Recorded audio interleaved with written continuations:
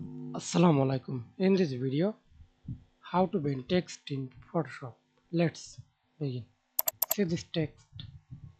Double click on text or options and see this.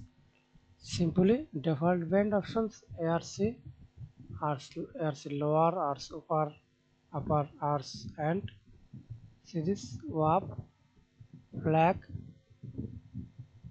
Use bending options.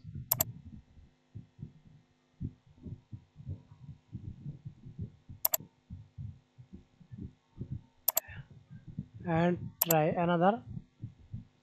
Right click, convert to smart object, again right click, rasterize layer, then click the text, right click, bend text. Okay, again and click, again right click, distort, skew, rotate,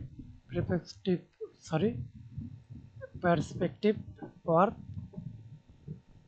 I use example warp and bend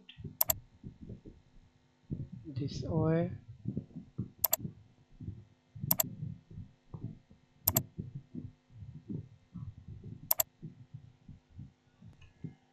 That's it. Thanks for watching video. Please subscribe to my channel, like, comment, share.